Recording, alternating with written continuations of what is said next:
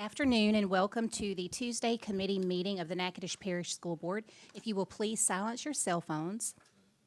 And we will start with a roll call, please. Mr. Danzy? Here. Mr. Matoir? Here. Mr. Benefiel? Here. Mr. Garner? Here. Mr. Harris? Mrs. Guidros? Here. Mrs. Broadway? Here. Mrs. McGaskey? Here. Ms. Palmer? Ms. Phelps? Here. And Ms. Harvey? Here. We have a quorum. Thank you. We wanted to start this evening and recognize we've had some sadness in our district. We've lost a few wonderful employees that have spent many years of service with our district. And Mr. Benefield wanted to take a moment and recognize those employees. Thank you, Ms. Phelps. If we could take a moment of silence. We've lost four former either employees or board members here in the last week and a half. Mr. Alan Isaac was a long-term employee of the Natchitoches Parish School Board. Ms. Moselle Anderson, she dedicated 30 years to the Natchitoches Parish School Board. Mr. Cecil Walker, who was on the Natchitoches Parish School Board for 44 years and was a past president. And Mr. E.L. Mouse. Mr. Mouse graduated from Provençal, joined the Navy, came back, went to Northwestern, became principal at Provençal. He was an educator at Provençal. He was a school board member from Provençal, and he was a deputy and also mayor of Provençal. So his whole life was dedicated to service. And I'd like for us, if we could, to just take a moment of silence and recognize these individuals.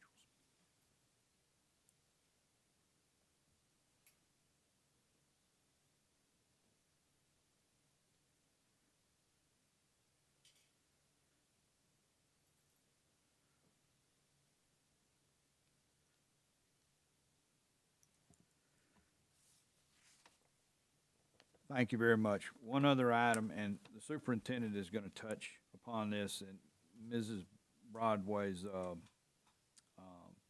district, Marthville Elementary and Junior High was recognized as a comeback campus that made both significant gains in both math and English language arts, and 41 schools in 29 districts have achieved this, and the superintendent's going to give us a little more information on that. But I think that's a very, very noteworthy accomplishment by Marthville. Round of applause for Marthville, please. And we will start our meeting with the superintendent's report. Yes, ma'am, and that's a perfect segue. I am going to start with Marthville. They were titled A Comeback Campus by Dr. Brumley. And what that specifically is it has to be a campus that not only showed growth and proficiency, which means their students during COVID from 2019 to now showed growth in mastery and advance, but they also had to show a decrease in their unsatisfactory numbers. And it might sound like, oh, well, if you increase one, then you should obviously decrease the other. But typically what you see is you'll see students move from, just because you have more advanced in masteries doesn't mean that you lose those unsats. Those can still stagnate where they're at. So that shows just a miraculous Herculean effort on the staff, the administration, to be able to address both those areas, your students at the very top and your students who are, maybe struggling. And then to not only do that, but to do that during the pandemic shows a whole nother level. And then to really drive home the point of how significant this is, to show that only 41 schools in the entire state receive this designation. When you literally have thousands of schools in the state, there's many parishes that have more than 41 campuses just themselves, and for us to have one, and there's many, like Mr. Benefield said, there's only 29 parishes that were recognized. So again, this is another part of one of our schools being recognized, our district being recognized in a time that it just seems, I know it's cheesy to say, but it seems like the accolades keep on coming for what our teachers, students, and staffs and schools have done in this past year. So I cannot reiterate what Mr. Benefield said enough, what Marthville did. And what's really exciting is sometime in February, we'll have a meeting January 10th, either Dr. Brumley or someone on his staff, but we're going to push for Dr. Brumley because we think we deserve that, is going to be coming to visit Marthville and just reiterate to their staff what a great job they've done, which I think they'll very much enjoy. So again, congratulations to Marthville. Did Did you want to add anything? Oh, I'm sorry. Go ahead. Absolutely. I just wanted to say thank you so much to the faculty and staff and the students at Marthaville. I mean, it is truly tremendous what they have done and what they've accomplished. And also thank you to all the parents, grandparents, and caregivers, because you're there to support those children and to help them grow. And just so grateful for all the great work that's being done out there. Yes. Yes. Okay. So also, I want to talk about the fact that we are, for all of our board members, every March y'all go to LSBA conference, and I think in the past 2 or 3 terms you've been there. You've seen these amazing art competitions and video competitions, and I think you've never said it to me, but I can feel your glances, and you're like, why is Natchitoches not involved in these things? I can tell you that right now we are in the midst of our students completing a lot of art projects that will be at that, and also at least one entry into the video competition. So we're really excited about that. At the same time, to show some more art going on in the district, several of our students are going to be, or their ornaments are already on the governor's Christmas tree right now. We had almost all of our schools in the parish participated in the governor's Christmas ornament competition. And I say competition, he accepted all of them, but we did it within house, and then we sent so many to that tree, and so they will be with the governor and his family as they celebrate Christmas, which is also very neat. I think Goldana was our biggest contributor to that event, so very exciting for them. Also, and this will be a good segue into Miss Felicia Pinckney's contribution to my superintendent report. You might have seen that we got a lot of sharing on social media for our pharmacology pathway. That is we've actually had to expand that because it was so popular. And what that is a high school senior who's interested in that pathway can get basically an internship with a pharmacy around town. They can be paid to do that and be earning course credits and credentials while they're doing that. I can tell you Ms. Pinckney's on top of all those things, and we're looking to expand those even to other areas. And there's some people in the audience right now who know exactly what I'm talking about in some of our manufacturing enterprises and CTE enterprises as well. But I wanted to highlight her work with pharmacology because that was super popular with the folks around town. I do want to mention that we were going to have the FFA from Natchitoches Central here today, but unfortunately, because someone canceled all after-school activities due to weather, they will have to come Thursday. But they will be representing their national championship, so they will be here Thursday with us as long as weather permits. I want to remind everyone that the last day before Christmas break is the 21st. And that will be a virtual day for students, which schools are informing them of what that entails. They will not have to sign in on devices. They will have work provided for them. So that way it doesn't hurt anyone who doesn't have internet access. And then also that'll be a half day for teachers because remember we have a parent-teacher conference the night before and also the morning after. So that way parents with different schedules can participate. Right now, what I'd like to do is bring Ms. Pinckney to the front because what we have... So we've talked to you a lot about all the good things going on. And one piece that we haven't highlighted yet that both highlights an issue that we all kind of inherited, but something that we are really excited about moving forward on is labels. So Ms. Pinckney is going to go into some detail of what a label is. A label is something that the federal government in President Obama's ESSA Education Act said that if you have certain subgroups that are not performing at a certain rate, you get labels, and she'll explain what those are. Pretty much every district in the state, with some exceptions, have these labels. I believe Natchitoches, when I entered here, had 41 labels, somewhere in that range, and Ms. Pinckney can correct me, which I will be very honest with you, for a district our size, is a lot. There are many districts with a lot more, but when you look kind of per capita based on their population and everything, it kind of, you understand. But for us, that was a lot. What we're excited about and what Ms. Pinckney's going to share is how we are coming out of a lot of those labels, and we're either on track or exiting on many of them. So Ms. Pinckney, I hope I didn't steal any of your thunder there, but I will throw it over to you. No, you're good. You're great. And I'll just jump right in. Based on our academic performance and our out-of-school suspension rates, LDOE does place us into categories. There are labels, as they call them, and there are 3 of them. There's the comprehensive intervention required. There is something called urgent intervention required for academics, and then urgent intervention required for discipline. So I'm just going to review those very, very briefly with you and then fill you in on our progress we're making with removing these labels from our schools. We're very, very excited about the work that they are doing and the work that we will be doing moving forward to remove these labels. So the first one is comprehensive intervention required. You'll more popularly hear the term CIR. We say a lot of CIR, comprehensive intervention required. And this label is given to schools that have a D or an F letter grade for 3 consecutive years. So we're happy to report that we do have one school is on track to exit this label.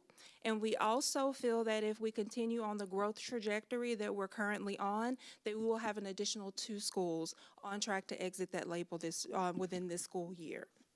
So then we have, of course, urgent intervention required. I hate these long names, but urgent intervention required for academics, or UIRA.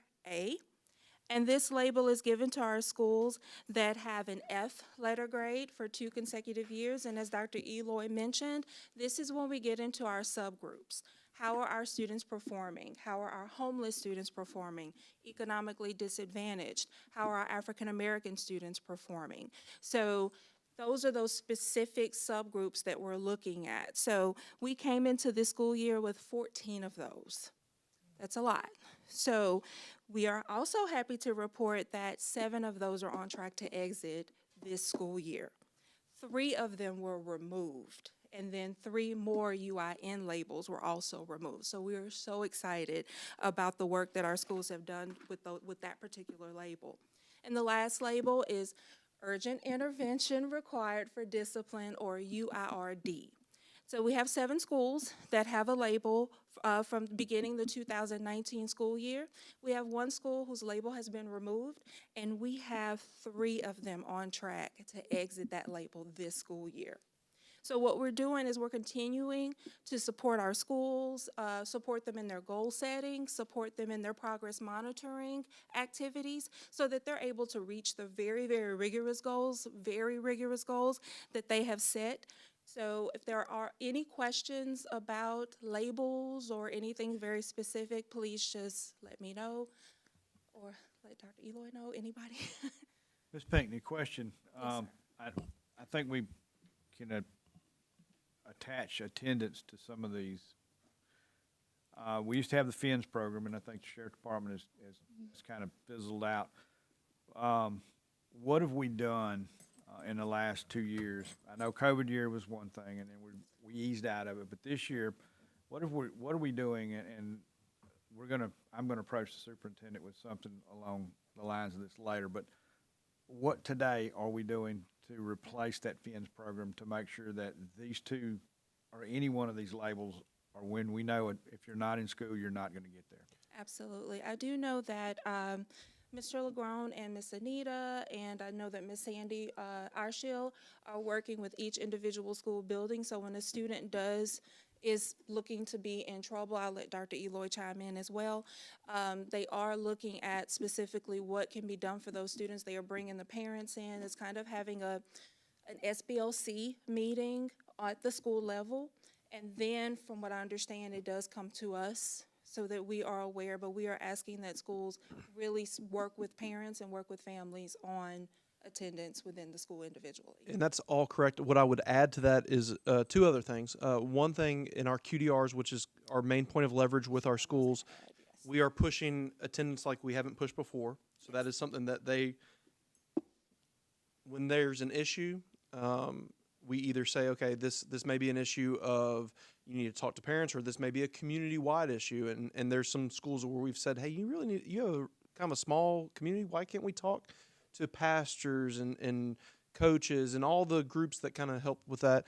And we've seen Q1 data was actually, I think district-wide, we were at 91% Yes, sir. attendance rate, daily attendance rate, which we expect to, I think our goal for Q2, Q3 is 95%. So that's one piece. And that the big thing that we push this year is having those, they're almost like expulsion hearings But for attendance, now we're not expelling a student. We're just simply saying, hey, you've missed, and obviously this is with parents, you've missed 10 days in a 40-day period. How can we better support you? That's been hugely successful, just that point of contact.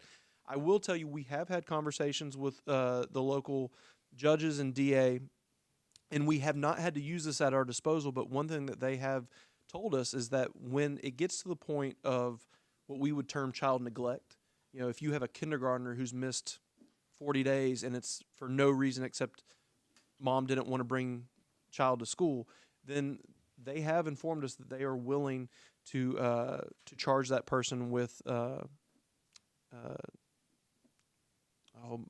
not ability to monitor a child. And I know that's not the law, but I can't remember off the top of my head. I think it was recently in the paper. Improper supervision of a minor. Thank you. So we have not had to utilize that. I hope we don't have to.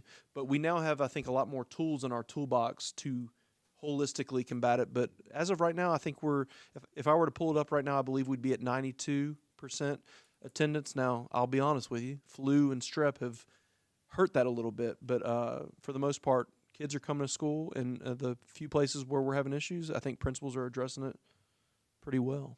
That's great. I know the city, and Ms. Sawyer actually commented on it at the city council meeting about crime and keeping children in school. I mean, those two run hand in hand. If they get that far behind and we lose them, then where are they going? They're going to the street. So, is there intervention prior to you? It said, example, if a child is out 45 days, which is sometimes it happens.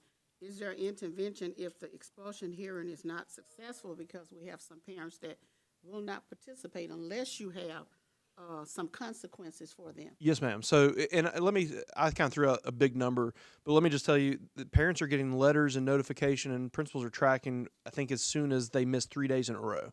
And then they're getting letters at 5 days in a row. So there's that. So we're kind of hitting this 100 times before it gets to that point. Now, at that hearing, the only time that Miss Anita is going to turn this over to a higher authority is when they are not meeting us halfway. So we schedule the meeting, and they just say, yeah, my kid's missed 40 days. And again, that's just throwing a number out there. And yeah, you've scheduled this, and I know this is important, but I'm just not showing up to it. When it reaches that point and we realize that they're not willing to work with us for us to support them, that's when it could go to a higher level, where there is that repercussions or consequences. But is there something in place at this point you said could go to a higher level? Yes, ma'am. Okay. Yeah, that's what I was speaking of. I'd spoken to the local judges about if we have the documentation that shows that someone is not having that proper supervision of their child, then they will act on that. Thank you. Actually, if your child, they send you an email if your child missed one day. If There's that. Today, they're going to send you an email that the child was, most of the time it's about 8:15, 8:30, you getting the email that your child wasn't. So that's when they're just absent, but Yeah. then you get a special letter if they miss most of the time that email is telling you that if you miss so many days, you know, it's, and that's a good thing. yeah, and letting you know that child didn't show up to school. Yes, sir. At least if you sent them to school and they didn't show up.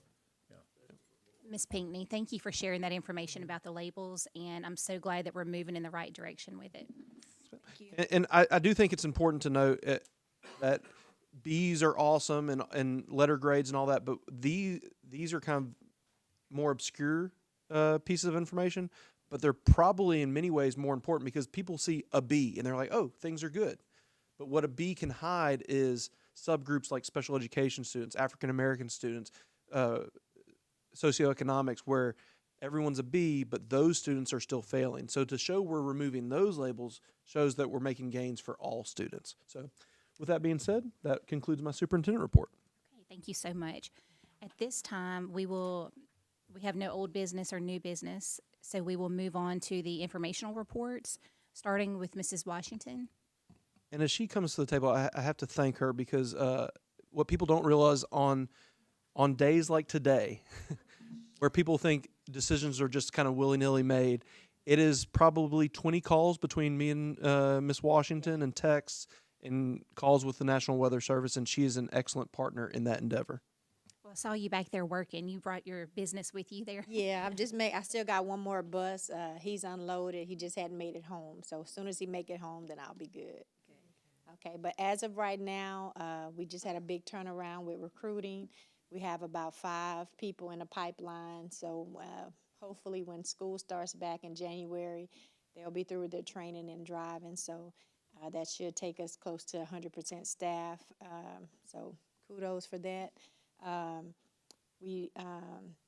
Today we had the early dismissal, and we were able to get 2 of the buses that had extended route because they picked up in town and went to the rural areas for the high school and different magnet and different schools. So they were able to get them delivered and back. They made it back here right at 5 o'clock. So that they did real good. But as of right now, like I said, we're still on recruiting. Everything seems to be going good. We haven't lost anybody lately, so that's always a good thing. And we still are pushing, to bring more people in as well. Any questions or anything? Tell us about the new parking lot. The new parking lot, we've actually started using it. I had to kind of twist everybody's hand not to use Tractor Supply anymore. We have a parking lot, use it. So we've actually started using it, and it is a help when the guys came and striped it off, and then they striped off our area, our walking area. So the drivers and monitors are using the pathways, to stay clear of the buses traveling and everything. So thank you guys for that. Everything is working like it's supposed to, looking good. Any other questions? Thank you, Ms. Washington. Thanks. Okay, next report is maintenance. Ryan Shirley.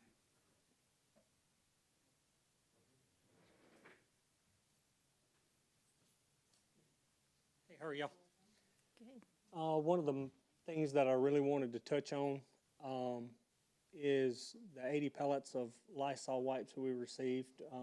Ms. Armitrius got us. We have officially delivered the first round to every school, so you should see them in your schools. I think we ended up with about 100,000 pounds of wipes that we have received. 4.8 million to be exact, if you want to know the correct number. I like math, so I had to do the math. Also, we are currently cleaning up the warehouse. We're looking to do the auction for the stuff that's in the warehouse the first weekend of January or the second weekend, just depending on weather. We're going to kind of fill that out and see what happens after the Christmas break. Scroll up, please. I was trying to see if there's anything else major that. Mr. Shirley, can you mention, because I know several board members had a constituent reach out about the lighting at NJH, and I know y'all are in the midst of looking into that. Correct. I've got with Zach Ward with Ward Electric. He's the same electrician that's doing our building out here. We are putting a plan together. Right now, what we have found is there is a disconnect in the wiring in the ground somewhere. We don't know where. So in the long run, it's probably going to be easier for us to rerun that wire and put new lights than to try to repair what's there. It's going to be pretty significant undertaking. Also, I'm in the process. I've went to every school but Goldana, Lakeview, and Fairview. I will do those in the morning before work to see what lights are out, where we have issues, and I will have a safety report at the next one to kind of explain where we need to go as far as the safety issue. Just for instance, LP Vaughn this morning, the city has 3 lights, is all that's in the big parking lot. None of those 3 lights were working. So in the big parking lot at LP Vaughn, there is no lighting. And you're working with the city on something? Yes, Okay. yes. I've actually been working with the mayor's office. They contacted me yesterday, so we're kind of working through it to see what we can find and see where they can help us and we can help them. Are those timers or photo cells? Photo cells. Yes, sir. They are photo cells. On those 3 there, anything the city has is pretty much photo cells. Ours, a lot of ours are on timers. So hopefully at the next meeting I will have a safety report for you guys on the lighting situation, and we'll have a plan of action on how to take care of it.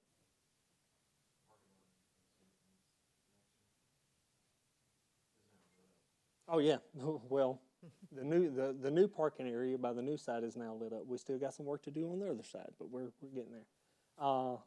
They actually got the timer set and they were on this morning. I was surprised. I could actually see when I went through there. So, it was kind of exciting. I enjoy the left-hand side of that. Just lit up. The right-hand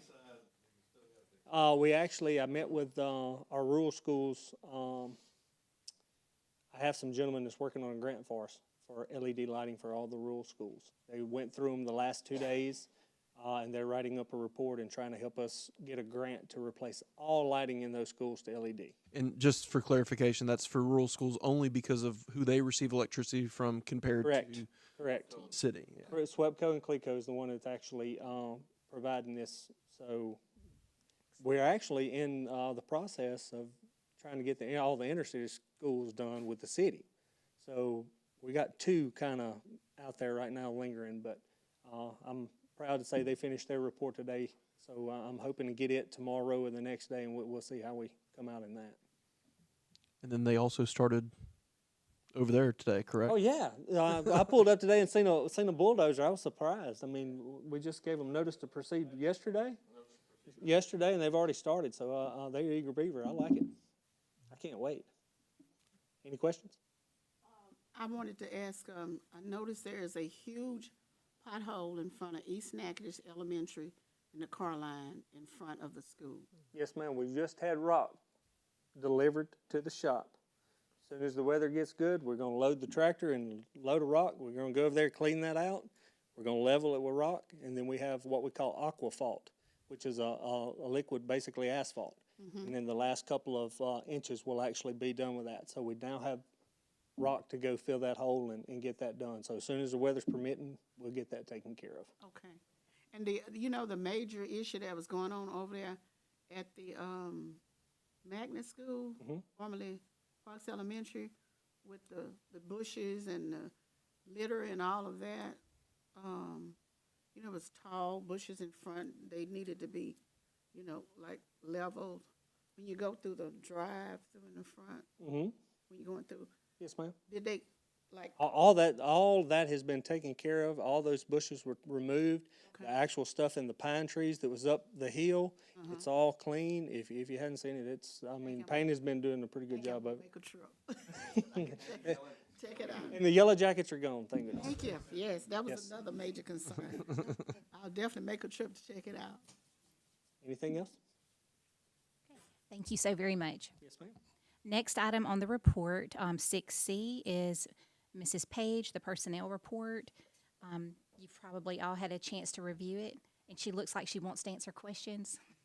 But it's very small. It's a small report, It is. not much activity. So I'm glad that Mr. Benefield and Dr. Eloy have already talked about the service of our employees, those we've lost, and the other things, and the great news as well, done by our employees. So on the 19th, I went to support the world-renowned Mrs.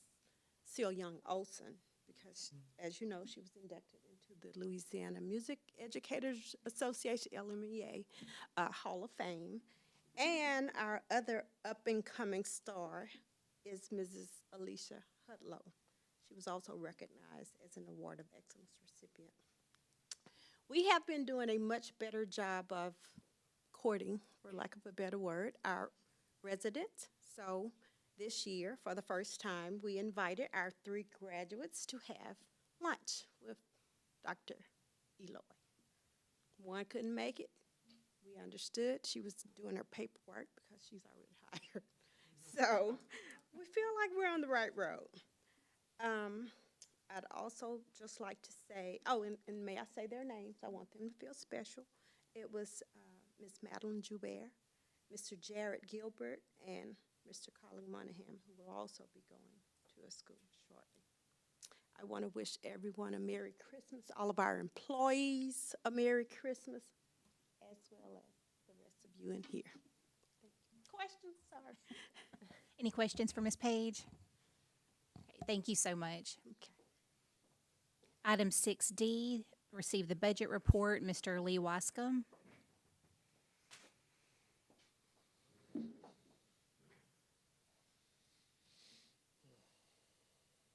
All right. Everything looks good to me here. The salaries is particular. Everything's looking good. Is that the end of your report, Mr. Wasson? Yeah, it looks good. You see, it looks fine.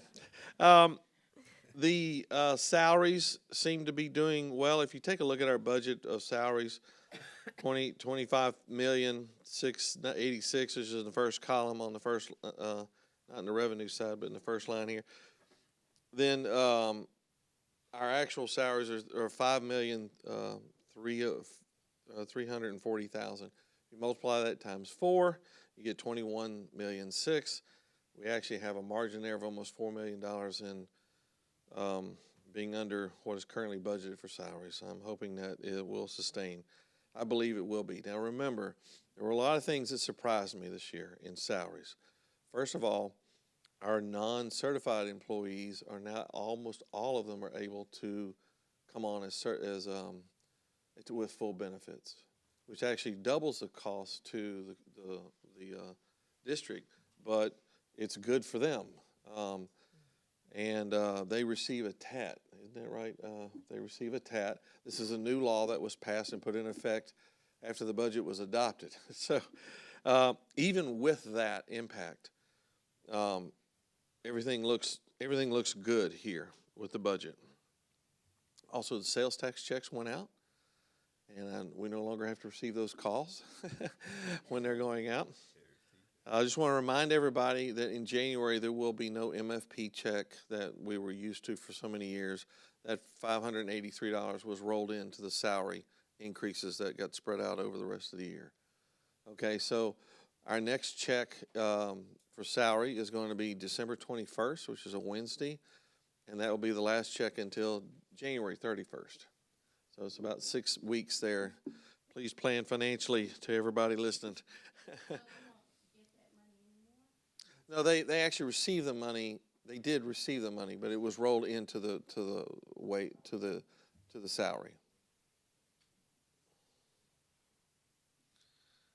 So all the revenues and expenses look good in general funds. Child nutrition is made it out of the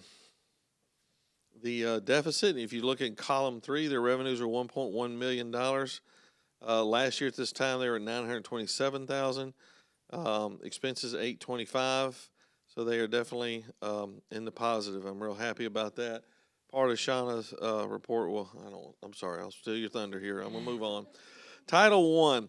Now in column 3, there are no revenues for Title I, ESSER II, ESSER III.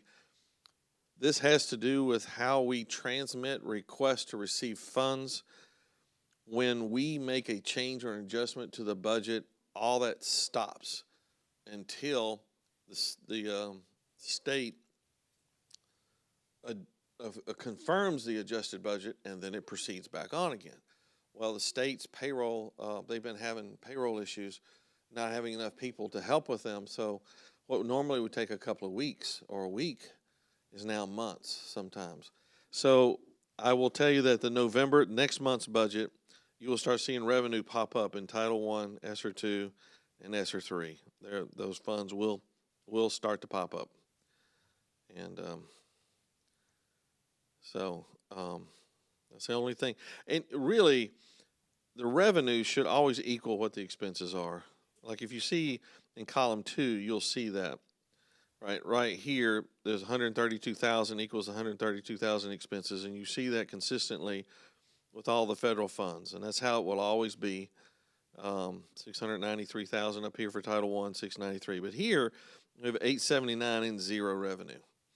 This does put us in a little bit of a cash bind, but we will be receiving that money. Hopefully we've already received that money. So anyhow, other than that, I'm real happy with where things are at. Are there any questions that y'all have about the budget? Mr. Wascom, am I correct that they can expect the audit report next month? Yes, the audit report essentially has been finished. They have a few more things to wrap up, but currently there are no findings, and it looks good. So real happy about that.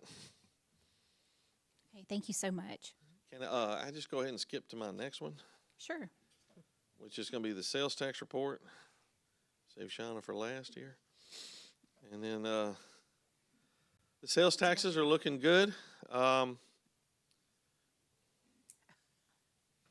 always go to the last page here, like second to last page. So if you go to the bottom and then come up one page, that's the main page right here. We have maintained since July 1 a 7.23% increase in sales tax collections. And as tough as the economy is right now, this is excellent news. Absolutely. I'm just hoping it sustains. And there's talking to Laura Jeffcoat, there seems to be no reason. And real happy that Big Lots is about to come online. That's going to help. So Tractor, what's it not Tractor? What are the other ones? Harbor Freight. Several of the other ones. It says, and those will all contribute. Yeah, and Chick-fil-A has now come online.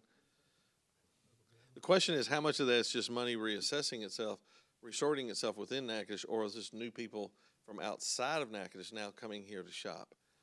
And that's where we find our new revenue.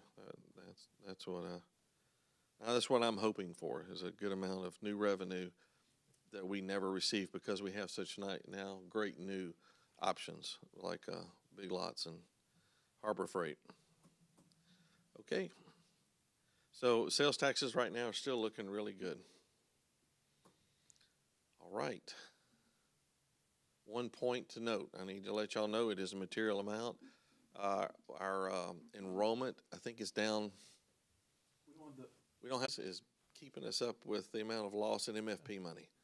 So it's about basically a net out. Yeah. Right now we're projecting maybe 100 reduction in MFP, but that could go up a little or down a little based on. I know we call the October 1 count, but that data still has to get cleaned up. I want to say almost until January. So as soon as we have that official number from Ms. Theus, we'll share that with y'all. How are we doing with numbers as far as MFP? That's what from last year down about 100. Yes, ma'am. Yeah, at this time. Okay, thank you. Thank you.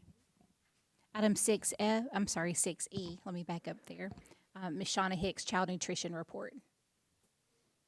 Good evening, everybody. We had a claim of $340,000, $714.76 for the month of November, which is great considering we were out for 1 week for Thanksgiving. You know, I love for it to be over 400,000, but that's hard to do when you take a week out. Our average daily participation for breakfast and lunch remains consistent. We're feeding about 43% of our students breakfast and about 81% of them for lunch. I had some good news this week on our call with the state. We learned that we will receive a third and fourth supply chain assistance check.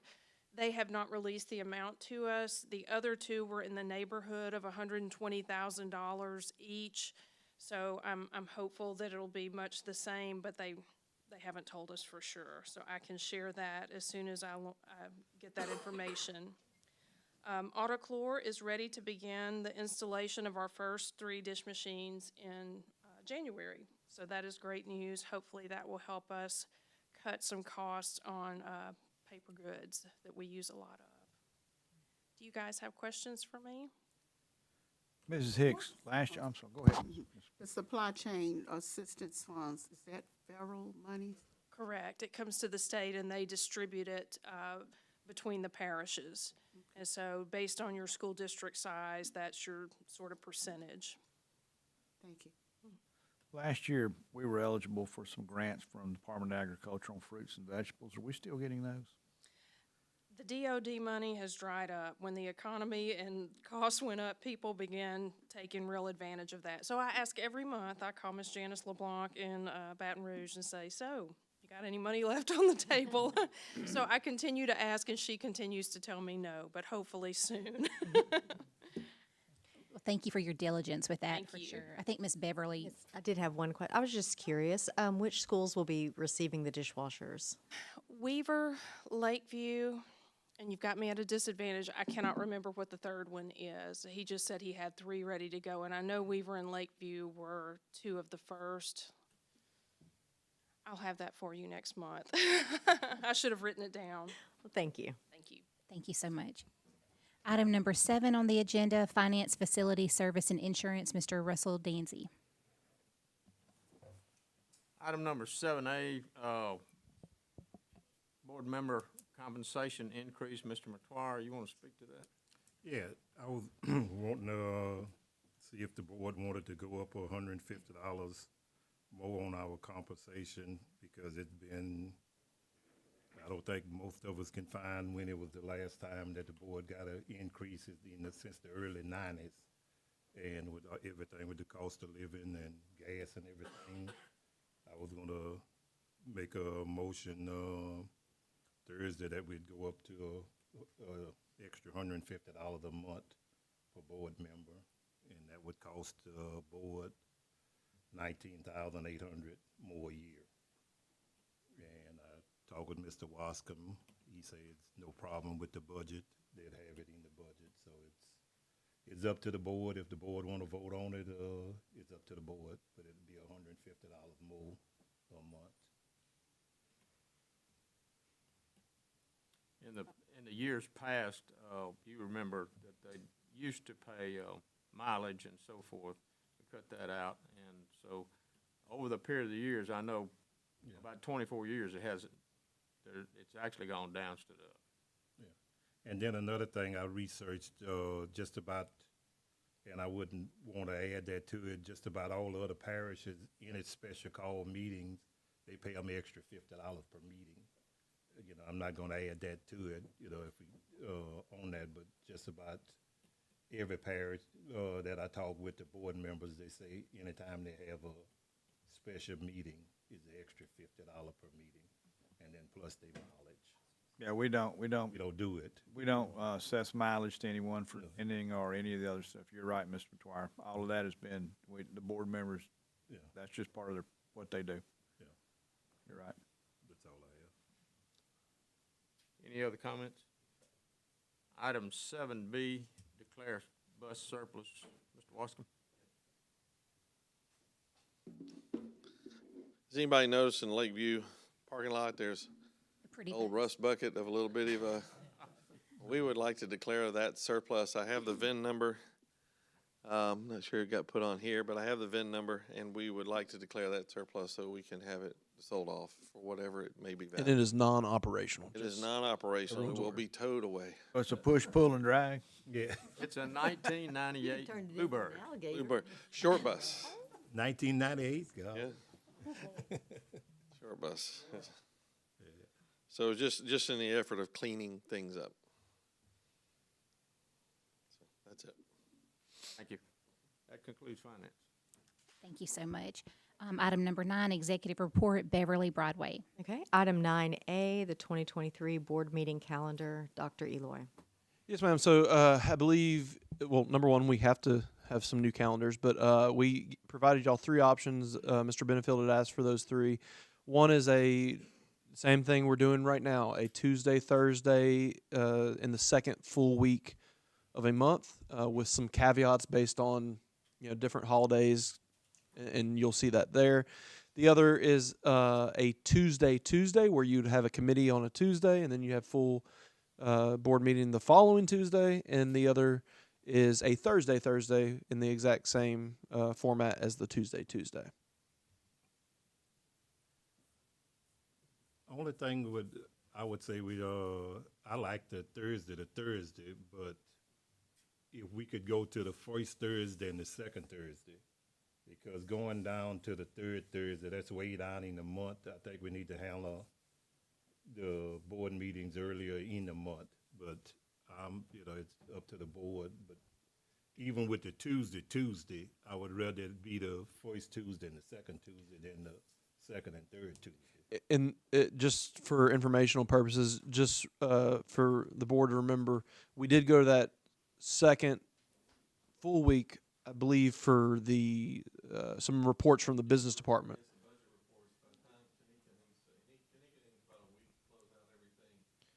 It's sales tax in budget, correct? So that's the only issue the staff has with the first and second, but you would have that for the second week if the board was okay with that. Budget, we don't, with the tax thing and stuff like that, most of the time, we don't vote on it anyway, so even if we could get everything else that first week and then the budget for the second week, with that. Because I just feel like going down to the third week of the month, that's way down in the month of, doing it. So either just Tuesday, Tuesday, Thursday like it is, don't make no difference. Yeah, I think I really like the current schedule that we're on. And in my world, if we do change it to the other ones where it's a Tuesday or Thursday, it really cuts into your month. I have a child who plays ball. And there's lots of school events that go on too that could affect as well, or our attendance at school events. But I really feel like the new board members should be involved in choosing that, which I know we have to set a schedule, but I feel like whenever they ran for office, they knew what the schedule was at that time, and that was something that worked with their schedules, or obviously they wouldn't have ran for office. So I kind of hate for us to make that decision with new board members coming on as well. Why did we take it from the first week of the month? Specifically for the budget and the sales tax reports to allow staff to prepare those. But if you went, and actually we could be doing this now or we could have done it then where we could have provided it to you on that Thursday, although I think that was still an issue at that time. But if you did first and second, Tuesday, we wouldn't have those documents prepared for y'all on the first Tuesday, but we would have it prepared for you on the second Tuesday, or if you went to Thursdays, the same thing. I will add that we did adjust, to being a month behind on our reporting for budgets, so that is no longer an issue. The sales tax reporting is now, the sales tax reports and some of those other reports are part of the issue. But sales taxes, we just receive it. Yeah. And we don't control it. We have it's just a report. As long as y'all are fine with knowing that that's something that will lag behind. As long as y'all are okay with it lagging behind a month on the budget report, we're good, which is what you're getting now. Yeah. You're saying if we go to first week, go back to the first week? Well, the first week, your budget situation won't change because you're already lagging behind 1 month on that. Your sales tax report, you would not get that in the first week. You should get it in that second week, especially if you went a Thursday, I would imagine, right, Mr. Wascom? Well, okay, so like the report we just received tonight, I received it yesterday. What is? Typically, it's received about the third or fourth of the month. Because their month just ended, November just ended. So we would just be receiving the month a little behind. Ms. Palmer, see what we wouldn't be having, both meetings the first week of the month. We would we would be one on a Thursday or one on we like that. Because if we would do it, if we'd go back to Tuesday and Thursday the first week, they wouldn't be able to have the reports that first week for us, and that's the reason we went to the second week.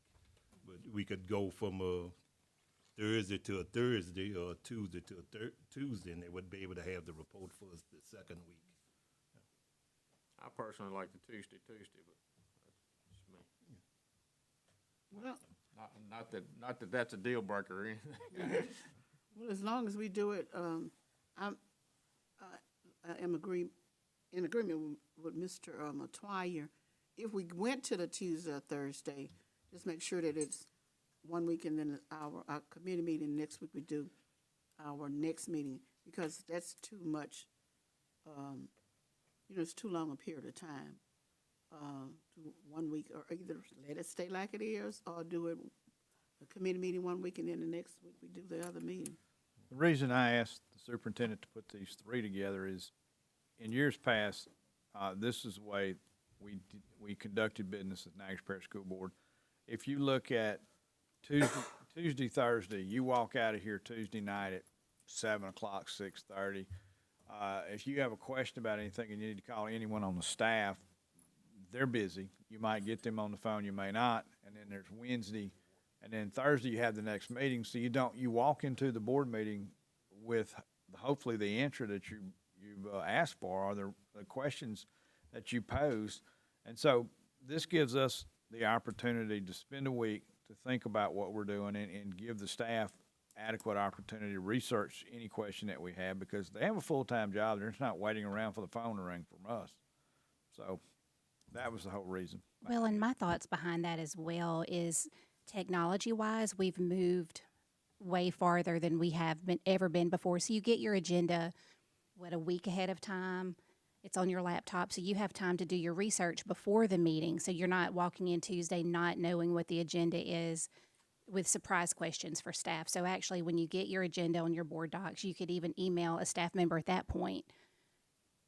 So I think technology-wise, we're in the best place possible with receiving that agenda quicker than we ever have before. Ms. Phelps, you're absolutely right, but we do end up having to table quite a few items because we don't have enough information, because discussion actually gives us another question that we can't answer at that time. So that was the whole purpose behind. Right, I remember you saying that about, like, if we leave on a Tuesday, you'll have time, or somebody, whoever, have time to get it to something by the next week. Right, and historically, the things we've been tabling are things that are surprises to us or that pop up in new business, and not things that we've had set on our agenda that we could research on our own. And I didn't mean to interrupt you, Ms. Palmer. I preferably like the 1 week to get it over, because I might forget, and y'all might not see me, so Yeah, we appreciate your transparency. Nobody wanted to say that, but thank you so much. Laying it online. Thank you, Ms. Palmer. That is a good I mean, point there. That's a good point. Yeah, really, I like to get it over with, like, I do, I really, come Tuesday, come Thursday. And then we have those other meetings, like we have those policy meetings. Right. And then I have outside meetings, so I don't know.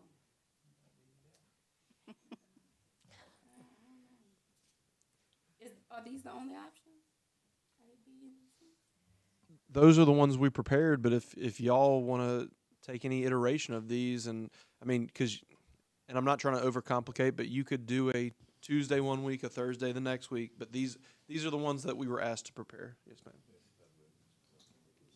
Why is Monday not ever? Good with option A. Monday's usually kind of a dead date. Option A looks really good. Can we table it?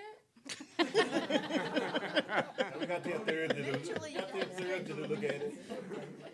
We're not voting on anything tonight. We can't table it.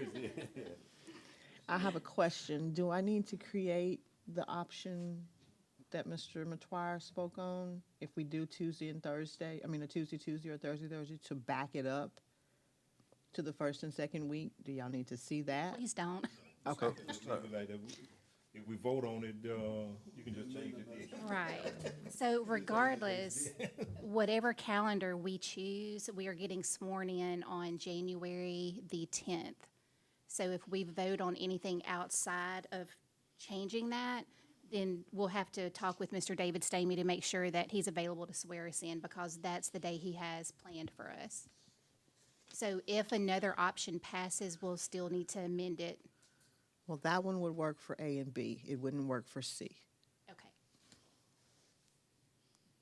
Yeah, well, that January is going to be, because of training and all, I think that's pretty much going to be set for us. I think you're right, Ms. Phelps.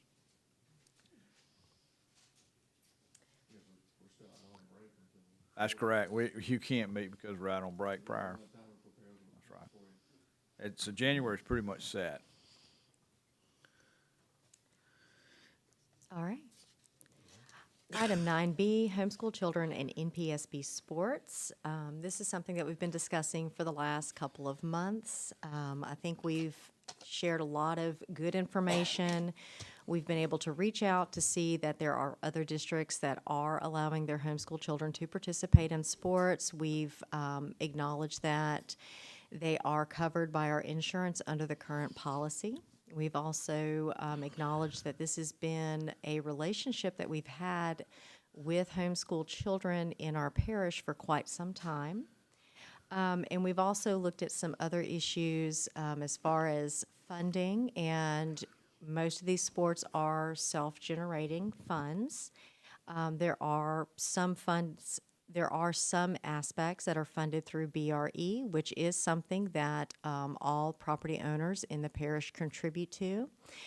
They're also contributing towards sales tax, and so that does help to, we do see that impact when it comes to our sales tax checks for our teachers. So our homeschool children and their families are still contributing.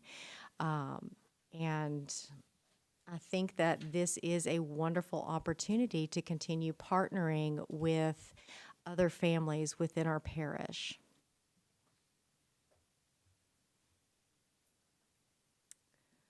All right. Item 9C, NCHS update. Ms. Palmer? We can move on until Mr. Palmer comes. Okay. And item, I got a question on that. What he hadn't been asked to come to the meeting, because my concern, if a board member puts something on a agenda for an employee to come to discuss something, they don't have to come? So when we spoke about this, because of the nature of it, this was something that me and Ms. Palmer discussed, that would be between her and Mr. Coleman, the scheduling of it, since it was her agenda item. So I've left that to her, and I'm You've been notified.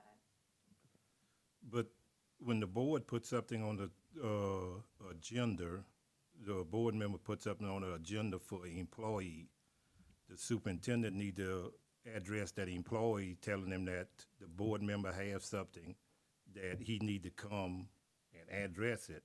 Because to me, look like the employee's telling the board members what to do. If you'll excuse me just for a second. The problem I have with that is we have Act 1 in place. And whenever we as a board start demanding that employees show up, that becomes an ethical problem or a legal problem. And so I feel like it's not our place to demand an employee show up for anything. And I feel what you're saying. I hear what you're saying, that Dr. Eloy should make the employee come. But when it comes down to terms like that, what are we making them show up for? Because she asked to have the discuss of the homecoming court. And I don't see no problem with having that at the homecoming court, just like what you had, the principals coming, giving us report what they're doing at the schools. And that's not, to me, is not involving with day-to-day operation. The homecoming court is something dealing with the school. So I think, maybe I'm wrong, but he should come explain what they did with the homecoming court. That's not in. For the record, on this issue, I didn't demand anyone to come. When we had our talk the first time, he was in much agreement that he will come before the board. So I didn't demand anybody to come. Well, and real quick, just to clarify, the what did you call those? The school spotlight, and that was I didn't deal with those at all either. Now, this may be something a little different, because I'm not aware that there's been I was aware that there was a scheduling conflict between communication. Is that? I'm not sure about this last time. The last time I got an email the day of the board meeting saying he couldn't attend. Yeah, I don't believe there, to my understanding, there's no sort of refusal or anything like that. That's not my understanding. We've had several folks who've reached out to you who've had to reschedule right, on that, and so I'm not aware of anything over and above just that. Well, in the I can understand if it's a scheduling thing, because with football going on and all that, it might be. But to me, if Ms. Palmer say he hadn't got back with her or stuff, to me, you're ignoring something that that a board member wanted them to explain to them. So, and I don't want to speak for Ms. Palmer, but Ms. Palmer, I'm right in saying that you've never told me that he's refused, or any employees refused to come and speak or anything like that? No, he has Okay. refused. Yeah, I just want to be clear, because I don't want anyone to listen to the meeting and think that we have an employee refusing to do something, or there's any sort of personnel, because that'd be unfair to them. But I think at this point, it's just, we had 1 month where, Twice on the agenda last month, is on the agenda this, if you ought to work around your schedule if you know they want something did, because to me, it's like you ignoring to come. If you did it 2 or 3 times with me, strike 3, you're out. And, you know, you hadn't showed up yet, so what's going on? Well, at the end of the day, I know everybody busy, but that busy not to come put 10 minutes or 15 minutes to explain something, I think you're ignoring it. well, I think at the end of the day that homecoming is an extracurricular activity and it's not something that's governed by board policy. And so with him coming to explain what they did or how they did it, that doesn't add to our business as a board. But it's a lot of stuff that we get come through here, and it's things that we don't make policies on, but they come and they do a presentation. Now, back to October, our discussion was, that was a big major change, and people who do not go to Negative Central will not understand. So it was a major change for Negative Central. I just asked for an update on why the change happened, how it happened, when it happened. So what is the big deal about it? And you had parents that came to a previous meeting that had some concerns pertaining to that, and they didn't have the opportunity to speak or ask questions. And it seemed like in the past, when other employees were asked to come, we think that we're not getting into day-to-day. It just seemed like it'd be courteous for him to show up and answer questions that the community and parents are concerned about because of some changes that have been made at the school since he's. Well, truly, That was a major change from tradition. That was a major change. Again, if you did not go to Negative Central, you will not understand. so the only thing I would caution the board, and I say that as loosely as possible because we're all professional adults, is are we going to start pulling in every employee that we have questions of how their decisions or things of that nature? Because if it's an informational, that's one thing, but if it's kind of like a It's information. okay, it's just information. So it's It was informational. okay. It was a major change. That's what I keep saying.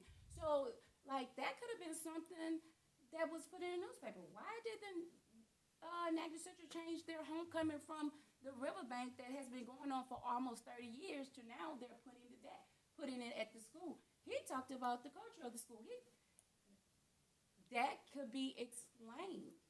Why?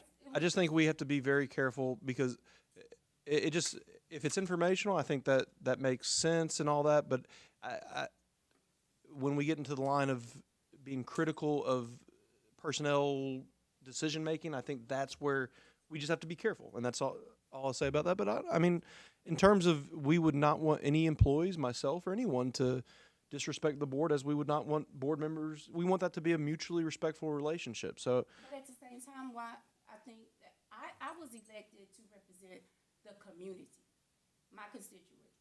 They had questions. I had questions. People had questions. So that is the reason for requesting him to come and talk about why he did it. So I don't see the problem. and I want to be. We talk about transparency. What? I don't see the problem with it. Is it a cover up about something? Let me know now.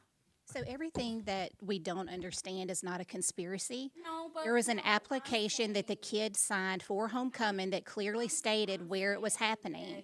And there's no conspiracy or cover-up. And he agreed. And I really appreciate the fact that they wanted to have it at the school It's a problem where we spent that hundreds of thousands of somebody to come up tax here and give dollars. a presentation. Well, I really think that legal will be here Thursday, and that's something that we should ask him because. Maybe you should ask. I will. I don't have a problem with it at all. But what I do have a problem with I is demanding think the employees people- to show I up. think the people elected me to work for them, and that's all we're doing. And I don't think we're making demands. It was a request because parents and students alike.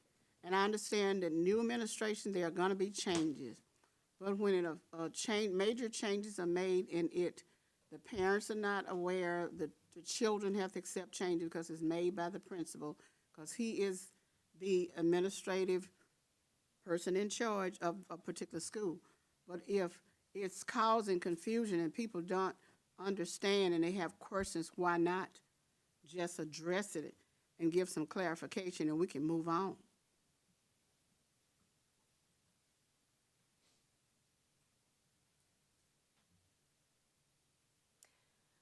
Okay. Item 9D and E will be taken up Thursday, and that concludes the executive report. Okay, before we end the meeting, we do want to end this on a positive note.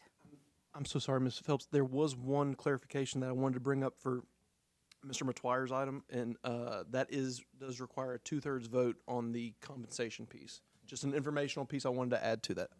So sorry. So it'd have to be 8, 2/3 would be 7.5, so we got to have 8 votes.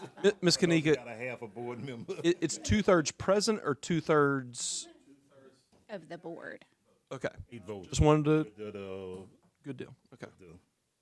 Okay, so tonight is our last committee meeting with our outgoing board members. And I would love to give each of you a few minutes to talk to your constituents. We'll start with Mr. Garner. And, Choke on a piece of candy. okay, don't do that. First of But- all, I would like to thank you all for the flowers and all you donated when my father passed away a few weeks ago, and the prayers and thoughts. That was very, very thoughtful of you all, and I appreciate that. The last 8 years, it's been an awesome 8 years. I ain't gonna say everything's been hunky-dory, but I have really enjoyed working with you all. Y'all have a good thing going here. I pray you keep it going right. You're on the right track. You're moving this parish forward. And I'm more prouder of Natchitoches Parish now, school system, than I have been in a long time. And I do appreciate y'all very much. Thank you, Mr. Garner. Mrs. Broadway. I miss y'all too. So I want to start off by thanking my community, my constituents, the voters for giving me the opportunity to serve in this capacity. This is not anything that I really ever thought that I would do. I've always been very passionate about education, and so when the opportunity arose and I felt that urging, I felt that calling to run, and I am so ever grateful that I've had this opportunity.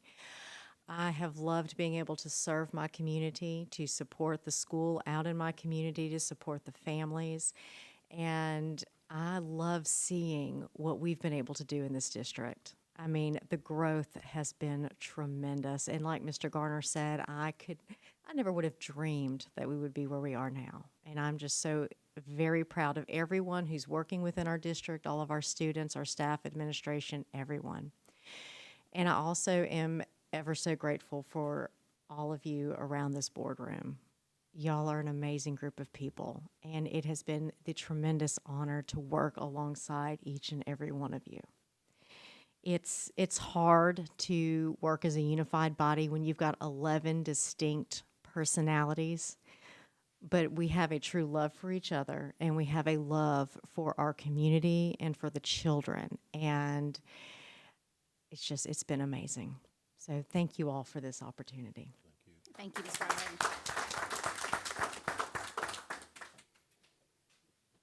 I don't know what to say except God put me in this position, and I knew that from day one. But he also put wonderful people in the positions around this boardroom. I've had a lot of adventures in my life, and this has definitely been a good one.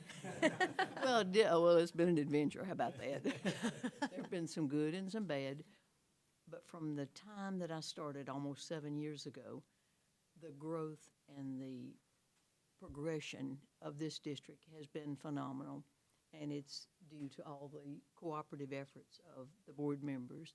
I know you're going to keep it going. I've got a fabulous replacement, and I know she's going to work with you. Ms. Page is going to do a great job, but I do appreciate and am thankful that I got to have you in my path.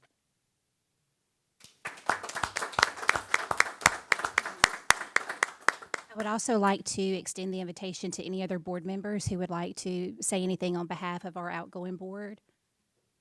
Any other thoughts?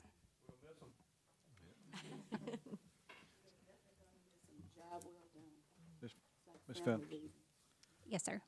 You know, I served a long time ago on the board and got back in. Mr. Eugene Garner has been a pillar in Goldana forever. He worked at the school, single-handedly kept the school in one piece, cost nothing. The school board, we never heard a peep out of Goldana because Mr. Eugene had it anchored down. And then he comes to the board and does the same thing, does a great job. And, you know, Mr. Eugene is it just keeps on going with that.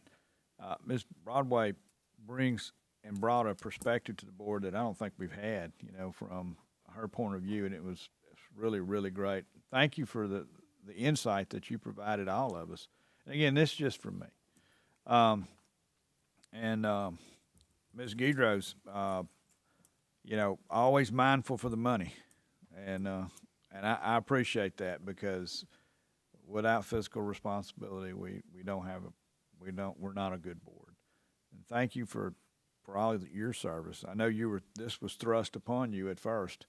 You didn't necessarily run, you were appointed initially, and then had the courage to do it again. So what were you thinking? So again, this is from my perspective, and thank y'all for your service. Well, I'm not a board member, but you know, if you ask people they want to talk, I'm not going to pass it up. I just want to thank y'all because whether you realize it or not, you three are part of a group of people who changed the trajectory of my life forever. I still, it's funny, my first impressions of you versus how I know who you are now, because I remember Mr. Garner sitting over there, and I thought he was asleep during my speech when I first met him. And then now I look forward to him coming every board meeting around 2:30 and just talking to him about whatever. And like Mr. Benefield said, Ms. Broadway, I think, brings a very unique perspective to the board and always keeps me on my toes because I think I know which way she's going to go, and she zigs when I zag. And then Miss Rhonda is just, you're that type of person that you don't say a whole lot, but when you do, people stop and listen because it's powerful. And I just appreciate y'all because you changed my life, and you're going to be part of my story forever. So thank y'all. And hey, and all three of y'all voted for me. So. Well, anyone else? Emil, I can't believe you're so quiet down there. I just, like I've told y'all when we got on the board, what I can't say what I want to say, but what we had before, you know, and just unified the board because when y'all ladies got on the board, and with that, like when we would go to these conferences or whatever, we just all spread it out. We didn't mingle. Now, when we go to these conferences, we're looking for each other to sit with each other. Like all the other parishes, they sit with each other. And just, we all was concerned about what goes on, and we was all concerned about our family members. We, you know, before you served on the board and that's it, you didn't worry about this family member. You didn't even call if we had somebody, a board member sick. Very seldom we call. But that was one thing with this board, since we've been serving together. If somebody is sick in our family or board member, we are all reaching out to see what we can. And it's been a pleasure working with y'all three, and I wish y'all still could work, because all I can serve is another 4 years. I was hoping y'all would serve this last 4 with me, because I got to get off after this term. So I really have enjoyed working with y'all three, and I've missed y'all.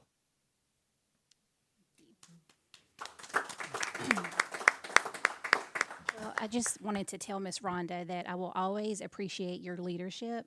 You were president our first year with a new board, and we did not make your job easy at all. 11 people, 11 personalities, and you put up with all of ours. So thank you for your leadership for that year. It was pivotal, And it was very important that we all were unified, and you were a huge part in that. And so I will always appreciate you for that. And Beverly, it's been a pleasure serving with you, but we've already agreed we're still going to do lunch and coffee together. We're not breaking up. So she's stuck with me. But Beverly is the loudest voice for Marthaville that I've ever heard since I've been going to school in this district. And you have served your community well, and you are very much appreciated, and I know they will miss you very much. And Eugene, thank you so much for just being the voice of reason. I've called you many times very upset about something, and you're always just calm and peaceful, and that does radiate throughout the board. And so you are very much appreciated for your calm nature, and you will be missed. But Eugene did tell us that he's going to keep coming to the meetings. He's going to fill out a form at the back of the room, and he will give us grief every time that we're here. So keep that up, and you're appreciated. Anyone else? Okay, well, this meeting is adjourned.